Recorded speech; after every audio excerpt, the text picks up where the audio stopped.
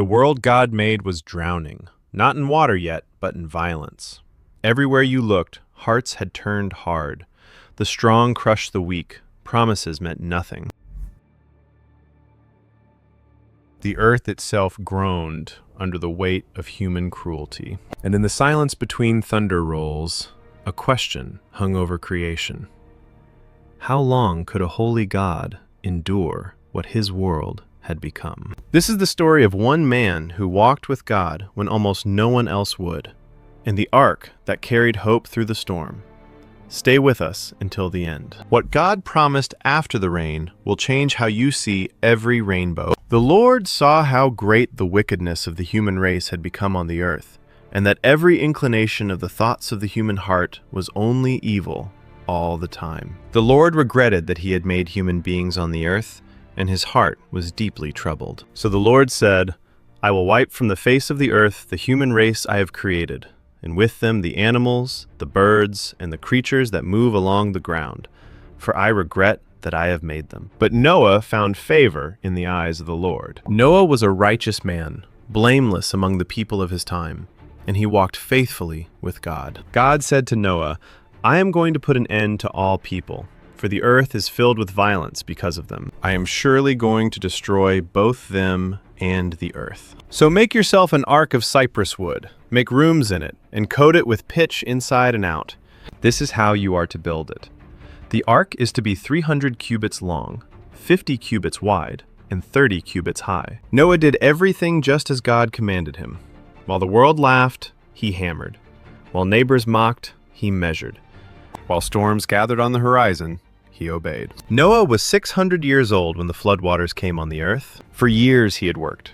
A strange ship on dry land, a vessel for a judgment no one believed was coming. Then the Lord said to Noah, Go into the ark, you and your whole family, because I have found you righteous in this generation. Take with you 7 pairs of every kind of clean animal, a male and its mate, and 1 pair of every kind of unclean animal, a male and its mate, and 7 pairs of every kind of bird, male and female, to keep their various kinds alive throughout the earth. Pairs of every creature came to Noah and entered the ark. Then the Lord shut him in. In the 600th year of Noah's life, on the 17th day of the 2nd month, on that day all the springs of the great deep burst forth, and the floodgates of the heavens were opened, and rain fell on the earth 40 days and 40 nights. The waters rose and lifted the ark high above the earth. The waters rose and covered the mountains to a depth of more than 15 cubits. Every living thing that moved on land perished. Only Noah was left, and those with him in the ark. The waters flooded the earth for 150 days. But God remembered Noah, and all the wild animals and the livestock that were with him in the ark. And he sent a wind over the earth, and the waters receded. The ark came to rest on the mountains of Ararat. Noah opened the window and sent out a raven, and then a dove. When the dove returned with a freshly plucked olive leaf, Noah knew the waters had receded from the earth. Then Noah built an altar to the Lord and offered burnt offerings. The Lord smelled the pleasing aroma and said in his heart, Never again will I curse the ground because of humans, even though every inclination of the human heart is evil from childhood. And never again will I destroy all living creatures as I have done. As long as the earth endures, seed time and harvest, cold and heat, summer and winter, day and night will never cease. God said, This is the sign of the covenant I am making between me and you and every living creature.